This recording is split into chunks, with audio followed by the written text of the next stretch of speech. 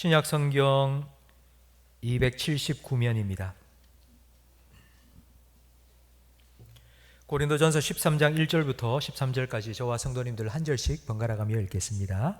내가 사람의 방언과 천사의 말을 할지라도 사랑이 없으면 소리나는 구리와 울리는 꽹과리가 되고, 내가 예언하는 능력이 있어 모든 비밀과 모든 지식을 알고 또 산을 옮길 만한 모든 믿음이 있을지라도 사랑이 없으면 내가 아무것도 아니요. 내가 내게 있는 모든 것으로 구제하고 또 내 몸을 불사르게 내줄지라도 사랑이 없으면 내게 아무 유익이 없느니라. 사랑은 오래 참고 사랑은 온유하며 시기하지 아니하며 사랑은 자랑하지 아니하며 교만하지 아니하며 무례히 행하지 아니하며 자기의 유익을 구하지 아니하며 성내지 아니하며 악한 것을 생각하지 아니하며 불의를 기뻐하지 아니하며 진리와 함께 기뻐하고 모든 것을 참으며 모든 것을 믿으며 모든 것을 바라며 모든 것을 견디느니라. 사랑은 언제까지나 떨어지지 아니하되 예언도 패하고 방언도 그치고 지식도 패하리라. 우리는 부분적으로 알고 부분적으로 예언하니 온전한 것이 올 때에는 부분적으로 하던 것이 패하리라. 내가 어렸을 때에는 말하는 것이 어린아이와 같고 깨닫는 것이 어린아이와 같고 생각하는 것이 어린아이와 같다가 장성한 사람이 되어서는 어린아이의 일을 버렸노라. 우리가 지금은 거울로 보는 것 같이 희미하나 그때에는 얼굴과 얼굴을 대하여 볼 것이요 지금은 내가 부분적으로 아나 그때에는 주께서 나를 아신 것 같이 내가 온전히 알리라. 함께 읽습니다. 그런즉 그런즉 믿음, 소망, 사랑 이 세 가지는 항상 있을 것인데 그 중에 제일은 사랑이라. 아멘. 지난주에 참 감사한 일이 있어서 함께 나누고 싶습니다. 우리 교회에서 섬기는 자매교회가 많이 있는데요. 사실 코로나 때문에 자매교회 참 많이 힘든 와중에 또 태풍까지 겪으면서 태풍 피해를 입은 그런 교회들이 참 많이 있었습니다. 2주 전에 우리 교육자들 통해서 자매교회에 다 전화를 해서 뭐 피해가 없었느냐, 태풍 때문에 어려움 없느냐 물어보니까 여기저기서 지금 이렇게 힘들다 그런 얘기를 들었습니다. 그래서 지난주 당회를 하면서 우리 장로님들하고 좀 우리 자매교회만이라도 좀 먼저 도와드렸으면 좋겠다. 그리고 우리 성도님들 중에 좀 이렇게 좀 줬으면 좋겠다. 동참하고 싶다. 이런 말씀을 하시는 분도 많이 있는데 어떻게 하면 좋겠나 하니까 장로님들께서 가뜩이나 좀 다 힘든 때에 또 목사님 앞에서 뭐 우리 이런 뭐 좋은 목적이지만 또 헌금하자 그러면 다 부담됩니다. 그러지 말고 그냥 우리 성도님들 헌금하신 우리 재정이 좀 남아 있으니까 그걸로 우리 자매교회들 다 도와줍시다. 그래서 24개 교회에 50만 원씩 1,200만 원을 지난주에 다 보내드렸습니다. 여러분께서 헌금하신 거고요. 여러분께서 함께 동참해 주신 겁니다. 그래서 이렇게 힘든 시기에도 나누고 또 섬길 수 있는 우리 교회가 되고 우리 성도님들이 함께 있어서 얼마나 감사한지 모릅니다. 우리 좌우에 계신 분과 인사 나누고 말씀 듣겠습니다. 사랑합니다. 축복합니다. 은혜 많이 받으세요. 한 할아버지 이야기를 제가 인터넷 뉴스에서 읽었습니다.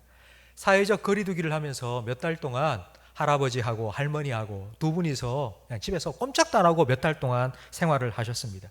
그런데 어느 순간부터 할아버지가 할머니를 딱 보는데 가슴이 두근두근 하더랍니다. 그래서 할아버지가 다시 사랑이 시작되는가 보다. 너무너무 기뻤습니다. 그렇게 사회적 거리두기가 되다가 조금 완화되면서 이동 건강검진을 해주는 차가 이제 그 마을에 와서 이제 할아버지 집에도 와서 건강검진을 해준 겁니다. 그런데 오신 간호사가 뭐 혈압도 재고 뭐 청진기로 가슴도 대보고 막 그러더니만은 아이고 어르신 아무래도 부정맥이 있는 것 같습니다. 가슴이 두근두근한 게 그게 사랑 때문이 아니고 부정맥 때문이었는데 할아버지는 그게 내가 진짜 내 마누라를 사랑하는갑다 이렇게 생각을 한 겁니다. 물론 부정맥이 생겼지만 저는 그 기간 동안 진짜 그 할아버지 마음속에는 할머니를 사랑하는 마음 때문에 행복하게 그렇게 보내지 않았을까 생각이 됩니다. 물론 이렇게 참 기분 좋은 얘기도 있지만 사회적 거리두기 때문에 우리가 안 좋은 참 힘든 뉴스도 지난주에 들었습니다. 아마 라면 형제 화재 뉴스를 다 들으셨을 텐데요. 10살, 8살 되는 초등학생 형제가 집에서 자기들끼리 라면 끓여 먹다가 불이 나서 지금 그 화상을 입고는 병원에 아직도 의식 없이 지금 누워 있다고 합니다. 근데 그 이유가 무엇인가 하니 바로 이 비대면 수업 때문입니다. 온라인 수업을 하다 보니 그냥 평소에는 애들 학교 보내놓고 점심 먹고 방과 후 수업 다 듣고 그렇게 오면은 엄마가 밖에 나가서 일해도 되고 밖에서 뭐 자기 하고 싶은 거 해도 되는데 비대면 수업을 하니까 몇 달 동안 계속 10살, 8살 아이 같이 집에 같이 있을 수밖에 없습니다. 그러니까 엄마가 애들 놔두고 뭐 하고 싶은 거 다 하고 그렇게 가니까 자기들끼리 끼니 때운다고 라면 끓여 먹다가 이 화재를 당한 것입니다. 제가 그 뉴스를 보면서 도저히 마음 아파서 뉴스를 더 이상 못 보겠더라고요. 그래서 채널을 그냥 확 돌려버렸습니다. 그 뉴스를 보면서 이런 생각이 들더라고요. 그 아이에게는 집도 있고 엄마도 있습니다. 하지만 그 아이가 사는 그 가정에 그 집에 사랑은 없었습니다. 그래서 그와 같은 일이 일어나지 않았습니까? 우리는 이런 표현을 합니다. 안고 없는 찐빵, 물 없는 오아시스. 이 표현은 있어야 될 게 없는 경우를 표현한 것입니다. 없어도 되는 거, 없어도 아무 소용이 없습니다. 괜찮습니다. 그러나 정말 있어야 되는 게 없으면 바로 그것이 물 없는 오아시스와 같은 것입니다. 여러분, 오아시스라고 찾아갔는데 물이 없어요. 그건 오아시스가 아닙니다. 그건 신기루입니다. 신기루. 그냥 후 불면 사라져 버리는 거예요. 어쩌면 사랑 없는 가정도 바로 그런 오아시스가 아니라 신기루와 같지 않을까요? 오늘 우리가 함께 읽은 고린도전서 13장 말씀은 사랑에 대한 말씀입니다. 교회를 다니는 분도 교회를 다니지 않는 사람들도 이 고린도전서 13장은 다 알고 있습니다.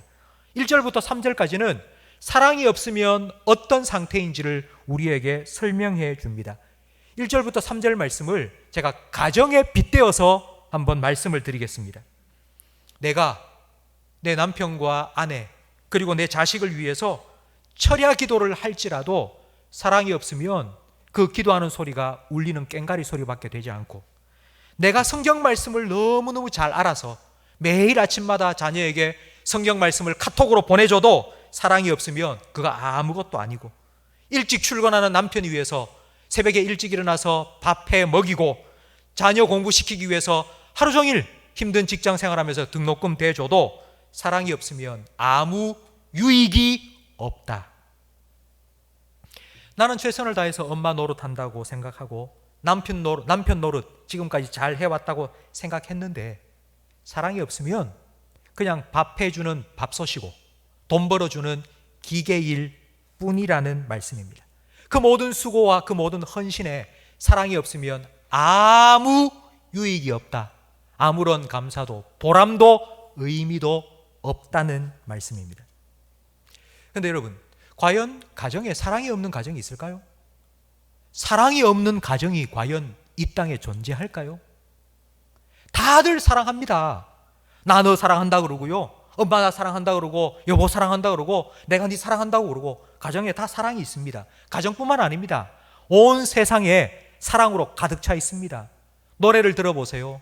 노래 가사에 사랑이 안 나오는 노래가 어디 있습니까? 영화, 드라마 들어보면 다 사랑 타령입니다. 사랑이 안 들어가는 게 없습니다.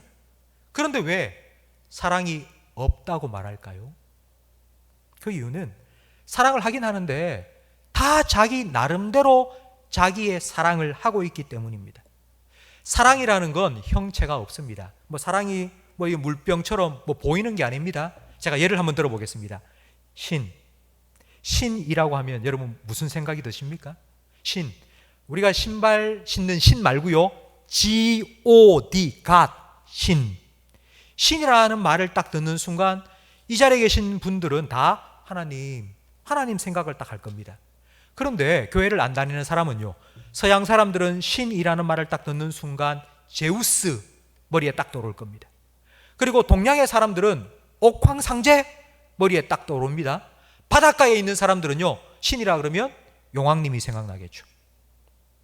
우리는 똑같이 신이라고 말합니다. 그런데 사람들마다 생각하는 게 다 다릅니다. 사랑도 똑같습니다. 우리는 사랑한다고 말합니다. 그런데 내가 생각하는 사랑, 내가 하는 사랑 다 다릅니다. 100이면 100, 1000이면 1000, 다 다릅니다. 그렇기 때문에 우리는 사랑이신 하나님, 사랑이 무엇인지를 우리에게 가르쳐 주시는 하나님, 그 하나님께로부터 사랑이 무엇인지를 배워야 합니다. 하나님께서 우리에게 사랑은 이거야 라고 가르쳐 주신 말씀이 바로 오늘 우리가 함께 읽은 고린도전서 13장 말씀입니다. 이 고린도전서 13장에는 4절부터 6절까지 사랑이 무엇인지를 15가지로 설명해 주고 있는데 15가지 다 설명하기는 시간이 너무 많이 걸립니다. 근데 이 15가지는 딱 두 가지로 나뉩니다. 두 가지가 뭐냐? 바로 4절 첫 부분에 나오는 사랑은 오래 참고 사랑은 온유하며 요 두 가지로 딱 나뉩니다. 오래 참는 사랑과 온유한 사랑 두 가지입니다. 예수님께서는 600가지가 넘는 율법을 딱 두 가지로 요약해 주셨습니다. 예수님께서 요약해 주신 율법은 두 가지, 하나님 사랑과 이웃 사랑. 이것처럼 사랑이 정말 많은 의미를 담고 있지만 딱 사랑은 두 가지. 사랑은 오래 참는 것, 그리고 사랑은 온유한 것. 이 두 가지로 사랑이 다 설명됩니다. 여러분, 오래 참는 사랑, 그 사랑이 무엇인가 하면 그 뒤에 나오는 5가지가 나오는데요. 시기하지 않고, 자랑하지 않고, 교만하지 않고, 무례히 행치 아니하고, 자기의 유익을 구하지 않는 것, 바로 이것이 오래 참는 사랑입니다. 이 5가지, 시기, 자랑, 교만, 무례, 이기심, 이 5가지는 내가 다른 사람을 사랑하지 못하도록 내 안에서 내 사랑을 방해하는 나의 연약함입니다. 우리는 사랑이라면 흔히 이렇게 생각합니다. 사랑, 내가 뭘 해주는 거, 맛있는 거 사주고, 좋은 옷 사주고, 어디 좋은 데 여행 시켜주고, 뭔가를 해주는 걸 우리는 사랑이라고 생각합니다. 그런데 있잖아요, 성경은 이렇게 말합니다.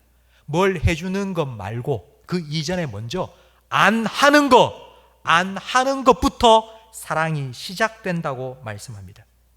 앞에서 제가 말씀드린 1절부터 3절까지 제가 설명을 드렸지 않습니까? 자녀를 위해서 철하기도 하고, 남편 밥 해주고, 그리고 말씀 문자 보내고, 그리고 등록금 대주고, 용돈 주고, 우리는 뭔가를 계속 하고 있습니다. 그게 사랑이라고 생각합니다. 하지만 성경은 그게 아니라 시기하지 아니하고, 자랑하지 아니하고, 교만하지 아니하고, 무례히 행치 아니하고, 자기의 유익을 구하지 않는 것, 그것이 사랑이라고 우리에게 말씀합니다. 여러분, 사랑, 이 사랑을 오래 참는 사랑이라고 말하는데, 우리가 보통 오래 참는다 하면 저 사람한테 내가 오래 참는다라고 생각하는데요, 그게 아니고요. 오래 참는다는 말은 내 안에 이런 것들이 좀 드러나지 않도록 그걸 참고 내려놓는다는 의미입니다. 시기하지 않고, 자랑하지 않고, 교만하지 않고, 무례히 하지 않고, 그리고 자기의 유익을 구하지 않는 것, 이것을 참아야지만이 진정한 사랑이 시작되기 때문입니다. 이런 시기, 교만, 자랑, 무례, 이기심, 이걸 종합적으로 보여주는 성경의 한 사건이 있습니다. 그게 언젠가니 바로 요한복음 13장입니다. 예수님과 12제자가 이제 마지막 식사를 함께 나눕니다. 식사가 시작되었습니다. 이제 막 음식을 먹기 시작하는데 아무도 발을 씻겨주지 않았습니다. 이미 음식을 먹기 시작하는데 갑자기 예수님께서 음식을 먹다 말고 일어서서는 자기의 웃도리를 벗는 거예요. 그리고는 수건을 찾아서 허리에 막 묶고는, 그리고 밖에 나가요. 그 다락방에서 밖에 나가서 세숫대야를 찾아서 거기에 물을 담아가지고 다시 올라왔어요. 그리고는 제자들의 발을 씻겨주기 시작합니다. 여러분, 식사를 하고 있다가 갑자기 예수님이 벌떡 일어나셔서 옷을 벗고 수건을 두르고 세숫대를 찾아서 물을 담아 다시 가지고 올라왔다. 얼마 정도의 시간이 걸렸다고 생각하십니까? 여러분, 똑딱하는 몇 초? 1분, 2분? 아닙니다. 저는 최소한 10분 이상의 시간이 걸렸다고 생각합니다. 10분 동안 예수님께서 막 어수선하게 다니고 하는데 왜 제자들은 꼼짝도 안 하고 그 자리에 그냥 앉아서 계속 이렇게 멀뚱히 보고 있었을까요? 우리 생각에는 아이고 왜 그러십니까? 제가 할게요 이렇게 나가야 되지 않습니까? 그런데 왜 제자들 12제자는 꼼짝을 안 하고 그 자리에 요지부동으로 앉아 있었을까요? 저는 제자들의 입장이 되어서 한번 생각해 보겠습니다. 도대체 왜 제자들은 꼼짝 안 하고 그냥 가만히 보고만 있었을까? 왜 아무것도 안 하고 그냥 앉아 있었을까? 두 가지 생각이 났습니다. 첫 번째, 너무 잘하는 거예요.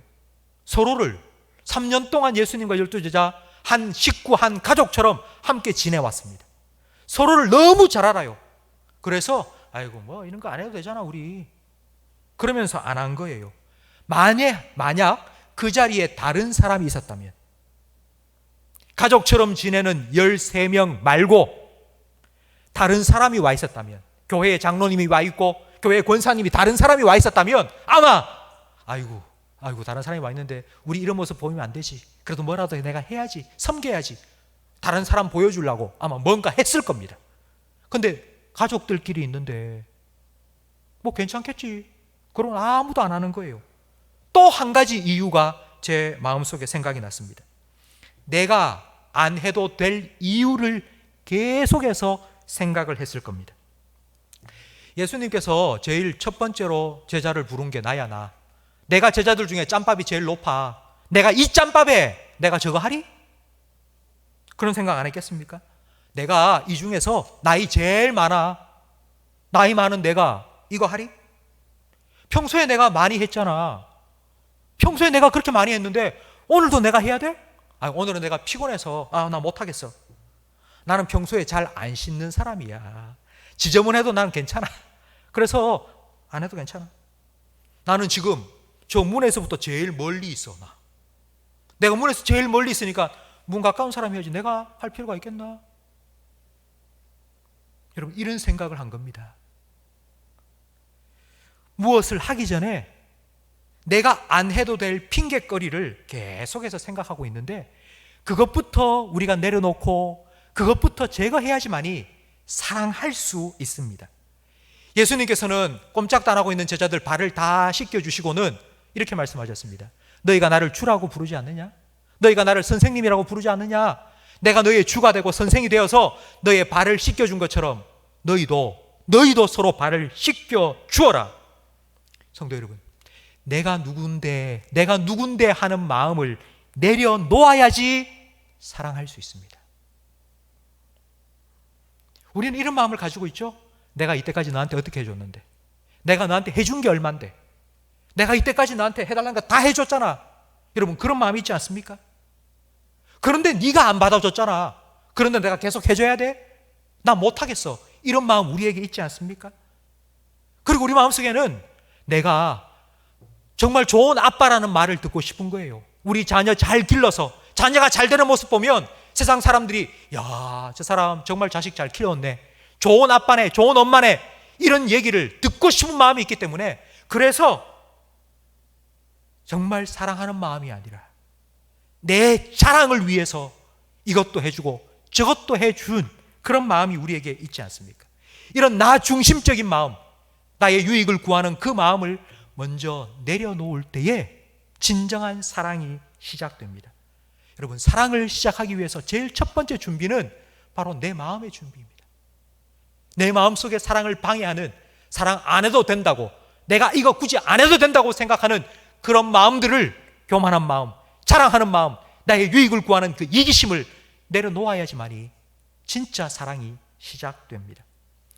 내가 사랑할 준비가 되었다면 이제 눈을 돌려서 내가 사랑해야 될 사람을 우리는 이제 봐야 됩니다.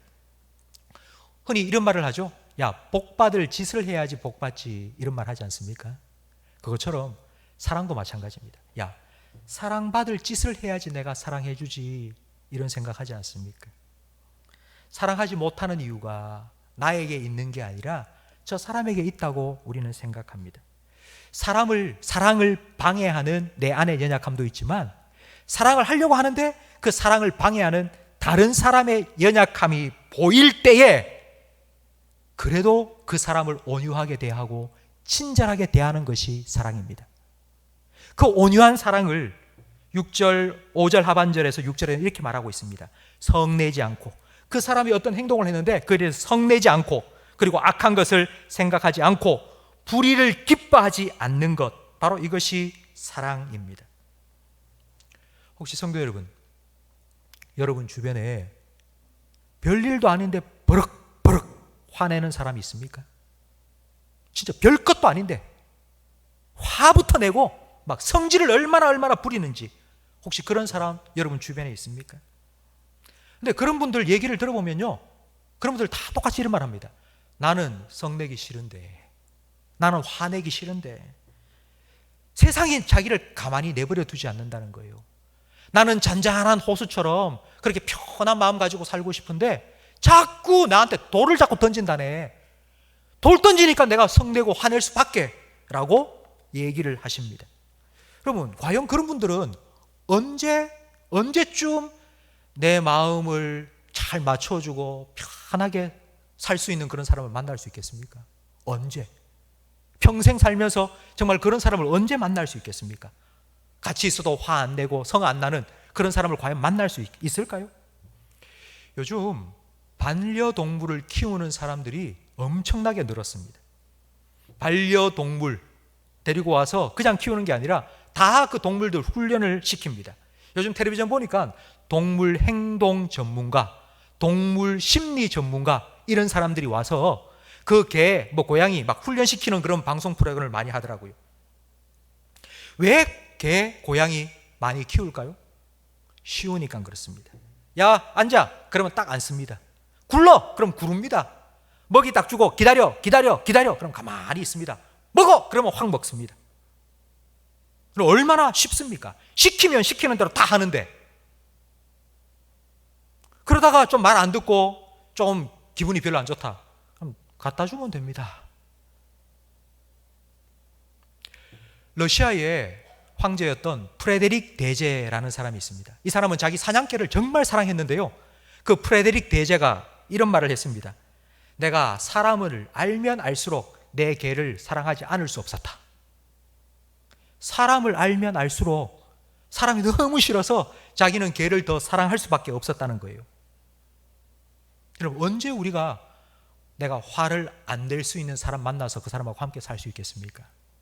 그런 사람을 찾고 찾으면 만날 수 있을까요, 과연?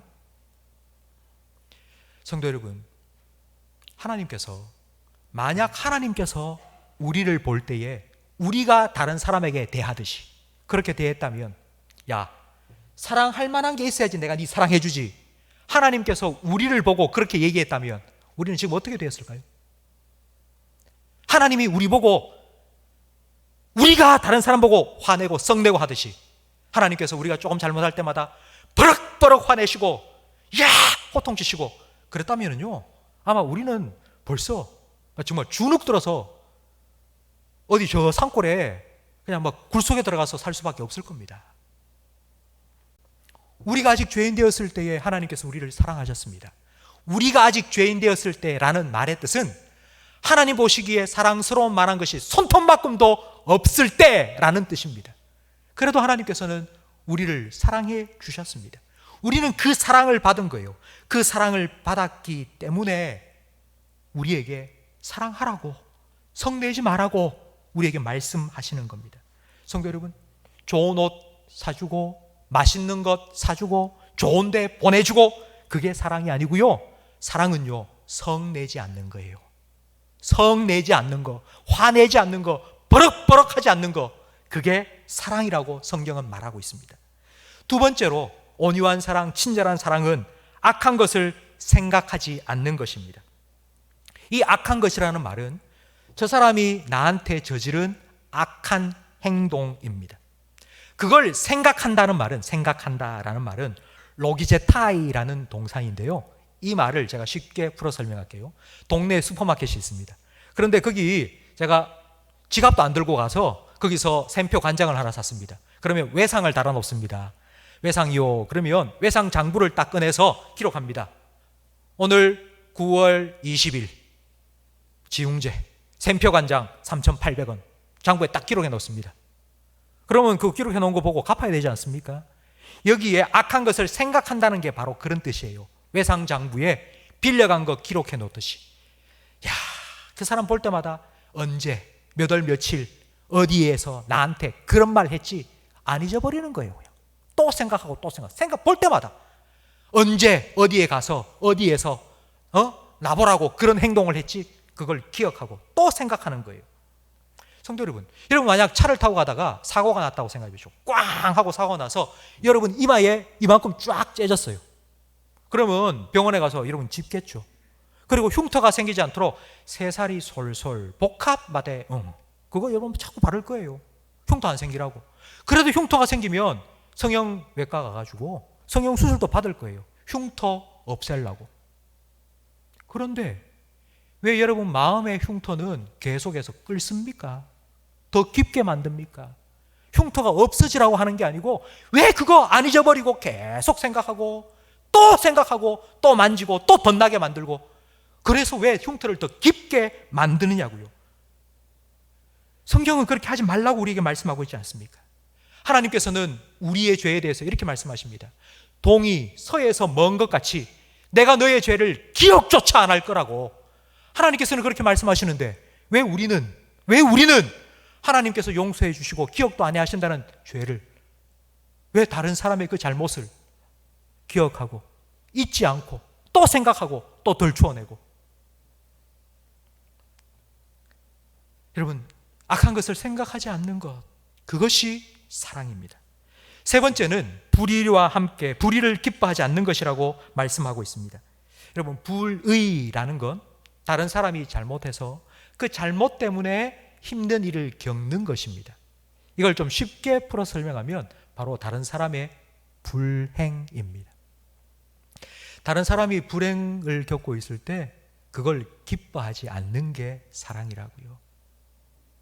아마 이 자리에 계신 분들은 나는 그렇지 않아요 목사님, 다른 사람이 힘든데 기도해줘야지 왜 다른 사람이 힘들어할 때 그걸 기뻐합니까? 저는 절대로 그렇지 않아요 라고 아마 다 생각하실 겁니다. 그런데 여러분 혹시 이런 얘기해 보셨습니까? 이건 너만 알아야 돼. 누구 말이야 누구가 지금 그렇대. 뭐 어떻대. 그 집 자녀가 어떻대. 그 집에 어떤 일이 있었대. 여러분 그런 얘기 그냥 땅콩 까먹듯이 사람들 모아놓고 이건 네 말 알아야 돼 그러면서 수근수근 얘기하는 거 여러분 그게 기뻐하는 거예요. 즐기는 거예요. 그게 남의 불행을 기뻐하는 거예요. 여러분 자녀들이 잘못한 행동을 했을 때 남편이 퇴근하고 집에 돌아오면은요 같이 앉아가지고 여보 오늘 무슨 일이 있은 줄 알아? 우리 애가 말이야 그런 얘기 하잖아요. 그러면 애가 옆에 들으면서 이런 생각합니다. 나는 정말 수치스럽고 부끄러운데 왜 엄마는 저것도 아빠한테 다 얘기하고 왜 이러는지 모르겠어. 정말 싫어합니다. 우리는 그걸 그냥 농담 삼아 그냥 아빠 재밌으라고 이런 얘기 툭툭툭 해주지만요 아이 옆에서 들으면서 아이들은 정말 상처받습니다. 이제 좀 있으면 추석입니다. 추석 때에 요즘은 요번 추석은 코로나 때문에 다들 오지 마라 이런 분위기인데 그래도 함께 모여서 주로 하는 얘기가 뭡니까? 자식 얘기 많이 하지 않습니까? 너는 어디에 취직했니? 너는 결혼 언제 할 거니? 그런 얘기. 여러분 그 얘기 좀 하지 마세요. 묻지 마세요. 안 그래도 힘든데 그 얘기 자꾸 해가지고 더 힘들게 하지 마시고요. 조용히 불러내서 힘들제. 그리고 봉투 두둑하게 넣어가지고 야 삼촌이 너 위해서 기도하고 있다. 힘내라. 이거 용돈 좀 지워주세요. 그냥 그렇게. 다 있는 자리에서 그 꺼집어내서 이런 얘기하지 마시고 바로 이것이 성경이 말하는 사랑입니다. 사랑이 무엇인지를 알았다면 이제는 그 사랑을 어떻게 해야 되는지 알아야 됩니다. 사랑을 우리가 어떻게 해야 될까요?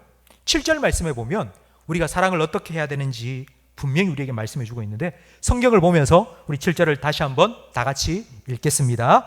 모든 것을 참으며 모든 것을 믿으며 모든 것을 바라며 모든 것을 견디느니라. 아멘. 이게 무슨 뜻일까요? 사랑을 해야 되는데 사랑을 하면 모든 것을 참고 믿고 바라고 견뎌야 된다? 그럼 이게 뭘까요? 모든 것. 어떤 사람의 전부 다, 그 사람의 모든 것, 그 사람의 전부 무조건 다 믿어주고 다 견디고 해야 된다. 그런 뜻일까요? 그렇지 않습니다. 물론 우리가 살아가면서 사랑할 때에 이런 순간, 이런 사랑의 순간이 우리에게 있습니다. 뭘 해도 이쁘고 뭘 입어도 멋져 보이는 그런 때가 있습니다. 사랑의 눈먼 때가 한 번쯤은 있습니다. 그런데 오늘 7절 말씀은 결코 그런 의미가 아닙니다. 모든 것, 모든 것, 모든 것. 이 모든 것을 원래 헬라어로는 이게 판타인데요. 이 판타의 의미가 다른 의미가 있습니다. 그 의미가 무엇인가 하니 여러분 저를 한번 따라 하시기 바랍니다.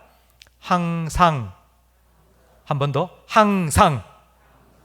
모든 것이 원래 의미는 항상이라는 뜻입니다. 그렇다면 이 7절 말씀에 모든 것 대신에 항상을 넣어서 다시 읽어보겠는데요. 우리 화면을 보면서, 화면에 제가 이렇게 바꾸어서 적어놨으니까 화면을 보면서 함께 읽겠습니다. 항상 참으며, 항상 믿으며, 항상 바라며, 항상 견디느니라. 아멘. 이것이 사랑이라고요. 잠깐 하다가 마는 게 사랑이 아니고 항상, 계속, 늘 이렇게 하는 게 사랑이라고요.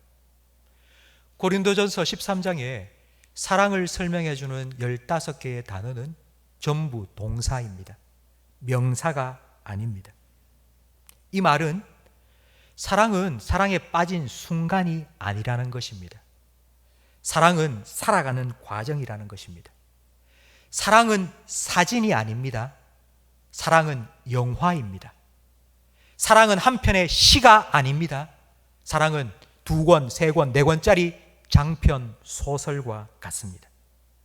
사랑은 감정과 느낌이 아닙니다. 아우 좋아, 이런 감정과 느낌이 아니라 사랑은 살아가야 하는 삶입니다. 사랑은 동사입니다. 그리고 이 동사는 전부 현재형입니다. 항상, 늘, 실수해도 실패해도 잘 안 돼도 또 하고 또 하고 또 하는 것, 그것이 바로 사랑입니다. 세상 사람들은 다 사랑합니다. 모든 사람 다 사랑합니다. 사랑하면서 합니다. 그런데 그 사랑이 반짝합니다. 목숨 걸고 사랑할 때 있습니다. 정말 죽기 살기로 사랑하기도 합니다. 내 모든 것, 내 몸을 정말 불사르게 내어줄 만큼 사랑할 때도 있습니다. 잠깐 그렇게 할 수 있습니다. 그러나 항상 하지 못합니다. 여러분 아마 이런 꿈을 꾸보셨을 거예요. 정말 불같은 사랑, 운명적인 사랑, 내 평생에 한 번이라도 해봤으면 좋겠다. 여러분 그런 생각 해보셨죠? 뭔가 운명적인, 정말 불과 같은 그런 사랑을 좀 해보고 싶다고. 여러분 그런 사랑이 아니고요. 성경이 말하는 사랑은요, 항상 내 옆에 있는 사람, 항상 늘 계속 사랑하는 게 진짜 사랑입니다. 여러분 이런 사랑이 가능할까요? 이런 사랑 할 수 있을까요? 그럼 못하겠죠? 예, 힘듭니다. 베드로의 사랑을 제가 말씀드리고 싶습니다. 베드로는 예수님의 수제자로 예수님을 사랑했습니다. 그래서 베드로는 예수님께 사랑 고백을 참 많이 했습니다. 예수님과 변화산상에 있을 때 예수님 여기가 너무 좋아요. 예수님하고 영원토록 여기 살았으면 좋겠어요. 여기 초막셋을 짓고 예수님 여기 사세요. 저도 여기 살게요. 사랑 고백입니다. 그리고 예수님께서 십자가 지러 올라간다 그러니까 너희들이 나를 버릴 거라고 말씀하시니까 베드로가 저는 죽어도 예수님 안 버리겠습니다 라고 사랑을 고백했습니다. 베드로가 그 고백을 할 때에 진심이었을까요? 아니면 거짓이었을까요? 진심입니다. 베드로가 허언증에 걸려서 그냥 한 말이 아니에요. 베드로는 정말 자기의 진심을 예수님께 고백한 거예요. 예수님이 사랑했어요. 근데 문제는 베드로의 사랑이 잠깐이었다는 거예요. 주님을 향한 그 사랑의 열정이 잠깐 호호하다가는 훅 식어져 버린 게 문제였습니다. 좋을 때도 있는데 힘들 때 그 사랑이 금방 사라져 버린 게 문제였습니다. 베드로가 3번이나 예수님 부인하고 나는 예수님 다시 볼 그런 면목이 없어. 나 다시 돌아갈래. 그리고는 갈릴리로 돌아가서 어부 생활을 다시 시작했습니다. 부활하신 예수님께서 찾아오셨죠. 베드로가 얼마나 불편했겠습니까? 예수님 찾아오셨는데. 근데 예수님이 한 말씀도 안 하시는 거예요. 차라리 야, 너 그때 왜 모른다 그랬어? 너 나하고 한 번도 같이 안 있었다고 너 그랬지? 차라리 예수님이 그렇게 혼내셨으면 마음이 훨씬 후련하고 편할 텐데 예수님 그런 말씀을 한 말씀도 안 하신 거예요. 왜? 예수님 이미 다 용서하셨으니까. 그 대신에 예수님께서 베드로에게 3번 똑같은 질문을 물으셨습니다. 네가 나 사랑하니? 네가 나 사랑하니? 지금도 사랑하니? 계속 사랑하니? 네 마음 변함이 없니? 너 항상 사랑하니? 예수님께서 3번이나 똑같은 질문을 물으신 겁니다. 그 질문에 베드로가 어떻게 대답했습니까? 예전에 베드로 같았으면 예, 예수님 말 하나 많아요. 나 예수님 사랑합니다. 죽기까지 사랑합니다. 아주 막 당당하게 얘기했을 겁니다. 그런데 그때에 베드로는 대답이 달라졌습니다. 내가 주님을 사랑하는지 주님만 아십니다. 저 자신이 없어요. 나 죽기까지 따르겠다고 내 대답은 했지만 나 못 지켰잖아요. 나는 힘이 없어요. 난 연약해요. 나 주님 사랑한다는 이 고백 제가 지킬 수 없다는 거 주님 다 아시잖아요. 나 안 돼요. 나 못해요. 자기 연약함을 고백한 것입니다. 다 떨어져 버리고 열정이 떨어져 버리고 기름이 다 고갈되어 버린, 완전히 앵꼬가 되어 버린 그 베드로 마음속에 예수님께서는 다시 사랑을 넣어주시고 사랑할 수 있도록 사랑한다는 그 고백이 진짜가 될 수 있도록 예수님께서는 계속해서 격려해 주신 것입니다. 여러분, 베드로의 마지막 삶을 혹시 아십니까? 성경에는 기록되어 있지 않습니다. 그러나 쿠어바디스라는 영화에 보면 베드로 삶의 부록이 기록되어 있습니다. 쿠어바디스. 베드로가 로마에 가서 복음을 전하다가 네로 황제의 박해가 너무 심해서 이제 베드로도 죽게 되었습니다. 그래서 성도들이 베드로 사도님 떠나세요. 로마에 있다가 죽습니다 하고 베드로를 떠나보냅니다. 베드로가 로마에서 빠져나와서 산을 넘어가는데 갑자기 주님께서 찾아오신 겁니다. 예수님께서. 베드로야, 너 어디 가니? 아니, 주님께서는 어디 가십니까? 쿠어바디스 도미네, 주님 어디 가십니까? 그러자 예수님께서 말씀하십니다. 내가 사랑하는 내 자녀들이 아직 로마에 있는데 나는 그 내 자녀를 위해서 내가 죽으러 간다. 그때에 베드로는 주님, 제가 갈게요. 예수님께서는 순간순간마다 베드로의 사랑이 식어지고 연약해졌을 때 찾아오시고 또 찾아오셔서 그에게 사랑을 집어넣어 주시고 불어넣어 주시고 격려하셔서 사랑의 고백을 끝까지 지킬 수 있도록 주님께서는 도와주셨습니다. 바로 이 예수님을 우리가 믿고 있기 때문에 우리는 그 예수님의 사랑을 힘입어 사랑할 수 있습니다. 성도 여러분, 제가 마지막 한 가지 이야기를 해드리고 마치겠습니다. 한 중년 부부가 있었습니다. 남편을 위해서 오랫동안 제발 신앙생활 좀 할 수 있도록 해달라고 오랫동안 기도해 왔는데 이제 결혼한 지 20여 년 만에 남편이 신앙생활을 시작하게 되었습니다. 늦게 신앙생활을 하면서 남편이 얼마나 신앙생활을 잘하는지 부부 성경 모임에도 함께 모여서 같이 성경 공부를 하는데 그날따라 성경 공부의 주제가 무엇인가 하니 자기의 죄를 고백하면서 서로 위해서 기도해주고 그런 내용이었어요. 한 사람이 참 돌아가면서 자기의 죄, 연약한 부분 내놓고 함께 나누고 기도하고 하는데 갑자기 남편이 늦게 믿은 그 남편이 사실은 제가 10몇 년 전에 바람을 피웠습니다. 폭탄 선언을 한 거예요. 예수 믿기 전이에요. 아내도 몰랐어요. 그런데 자기가 성경 공부를 하면서 그게 생각나서는 이걸 꼭 얘기하겠다 싶어서는 안 해도 되는데 그냥 그 얘기를 터뜨려 버린 겁니다. 그 순간 아내는 너무 충격을 받았어요. 자기가 믿고 있었던 그 남편, 교회는 안 다녔지만 정말 성실하게 충실했던 그 남편이 이런 바람을 피우고 외도를 했다니 너무 충격을 받은 거예요.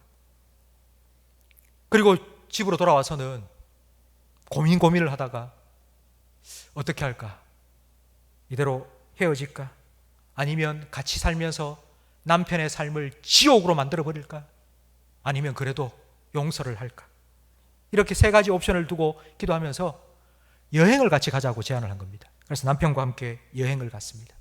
3박 4일 여행을 마치고 돌아오는 그날 밤, 마지막 날 밤, 아내가 남편에게 편지를 썼는데 편지가 딱 3줄입니다. 그 3줄이 뭔고 하니? 당신을 용서합니다. 당신을 사랑합니다. 계속 함께 걸어가요. 3가지. 당신을 사랑하기는 사랑하고 당신을 용서하기는 용서하지만 나 더 이상 당신하고 못 살겠어. 당신이 그런 짓을 했다는 걸 자꾸 떠올리면 나 힘들어 못 살 것 같아요. 난 당신 사랑하지만 헤어져요 라고 말할 수 있습니다. 그런데 같이 함께 살면서 자기가 얼마나 힘들게 살아야 될지 다 알고 있음에도 그걸 감수하겠다고 이제 예수님 믿기 시작한 남편이 정말 순수한 마음으로 그렇게 자기 죄를 뉘우치며 했는데 내가 예수님의 사랑이 무엇인지 그래도 참고 믿고 견딜 수 있도록 주님의 사랑이 무엇인지를 내가 보여줘야지 결심을 하고 사랑을 선택한 것입니다. 성도 여러분, 이 아내가 살아가면서 참 많이 힘들었을 겁니다. 또 혹시라도 바람 피우는 거 아닌가 이런 생각이 선뜻 지나가기도 했을 거고요. 그러나 예수님께서는 그때마다 아내의 마음속에 주님의 사랑을 부어주셨을 거고요. 항상 기다리고 항상 참고 항상 견딜 수 있도록 예수님께서 도와주셨을 겁니다. 베드로는 사랑에 실패했습니다. 베드로의 열정 고갈되었습니다. 그러나 예수님의 사랑은 절대로 실패하지 않습니다. 예수님의 사랑은 영원합니다. 그 예수님의 사랑이 있었기 때문에 베드로는 사랑의 고백을 끝까지 지킬 수 있었습니다. 여러분, 고린도전서 13장 여러분 집에 가서 한번 읽어보십시오. 사랑 대신에 예수님을 넣어서 읽어보십시오.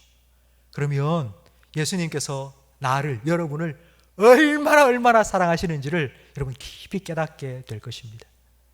그 주님의 사랑을 여러분 다시 한번 깨닫고 그 사랑으로 여러분 옆에 있는 가족들을 사랑하시기 바랍니다. 오늘부터 여러분 주보 다 보셨죠? 주보 안에 삽지가 하나 들어있는데 오늘부터 월간 만나 사역을 시작합니다. 매달 한 권씩의 신앙서적을 소개해 드릴 텐데요. 그 책을 여러분 구입해서 한번 읽어보십시오. 그리고 소감문도 적어내시면 푸짐한 시상도 하겠습니다. 첫 번째 우리가 함께 읽을 책이 바로 오늘 설교 제목과 같습니다. 사랑한다면 예수님처럼, 바로 고린도전서 13장에 대한 책입니다. 우리 1층에 내려가시면 책을 우리 서점에서 미리 구입을 해놨거든요. 여러분 좀 싼 가격에 구입하셔서 읽어보시면 좋겠습니다. 어제 아마 문자로도 우리 성도님들한테 그 책 소개하는 영상 다 보내드렸지 않습니까? 제가 왜 이 책을 첫 번째 책으로 선택했느냐 하면 사회적 거리 두기로 인해서 우리가 피치 못하게 가족들과 더 가까워졌습니다. 가족들과 함께하는 시간이 더 많아졌습니다. 가족들과 함께하는 시간 더 늘어난 이때에 과연 우리에게 필요한 것이 무엇일까요? 저는 딱 한 가지, 사랑이라고 분명히 말씀드립니다. 바로 오늘 우리가 함께 나누었던 이 사랑. 시기하지 않고 교만하지 않고 자기의 유익을 구하지 아니하고 성내지 아니하고 악한 것을 기억하지 아니하는 바로 그 사랑. 이 사랑이 필요한 때입니다. 여러분, 주님의 사랑 여러분께서 받으셨으니 내가 너희를 사랑한 것처럼 너희도 서로 사랑하라 하신 그 주님의 명령에 순종하셔서 여러분의 가정이 그 주님의 사랑으로 가득한 에덴 동산과 같이 되기를 우리 구주 예수님의 이름으로 축복합니다.